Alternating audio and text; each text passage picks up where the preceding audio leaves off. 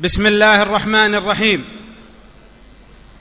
الحمد لله الذي جعل حب الأوطان من فطرة الإنسان ومن مقاصد الإيمان، والصلاة والسلام على سيد ولد آدم الذي قال حينما أخرجوه من وطنه: ولولا أن أهلك أخرجوني ما خرجت.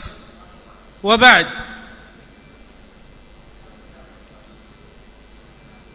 الشيخ عبد الله صالح الكثيري رئيس مرجعية قبائل حضرموت، الأخوة أعضاء مجلسي الشورى والنواب، الأخوة السلطة المحلية ومدراء العموم وأعضاء المجالس المحلية، الأخوة المناصب والشيوخ والمقادمة والحكمان والشخصيات الاعتبارية، السلام عليكم ورحمة الله وبركاته، وأسعد الله صباحكم بكل خير. وللأوطان في دم كل حر يد سلفت ودين مستحق.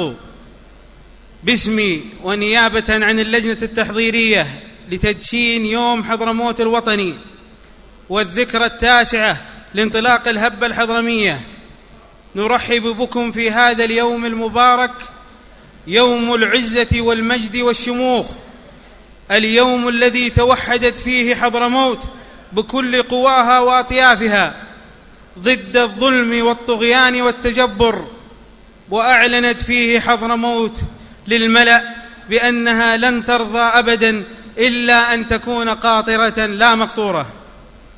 وحبب أوطان الرجال إليهم مآرب قضاها الشباب هنالك، إذا ذكروا أوطانهم ذكرتهم عهود الصبا فيها فحنوا لذلك.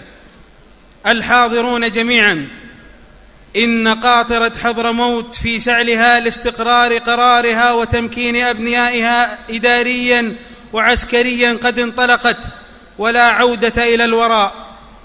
وبكم وبكل الخيرين من أبناء حضرموت ستتبوأ حضرموت المكانة التي تستحقها كأمة عالمية ذات هوية تاريخية وأهمية جغرافية.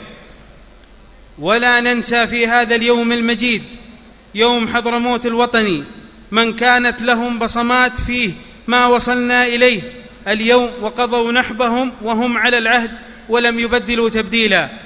أرواحكم الطاهرة كانت مصابيحا أنارت الطريق نحو مستقبل حضرمي واعد بإذن الله. حفظ الله حضرموت، والرحمة والخلود لأرواح الشهداء، والشفاء والفخر للجرحى، والعزة والشموخ للوطن الحضرمي. والسلام عليكم ورحمة الله وبركاته.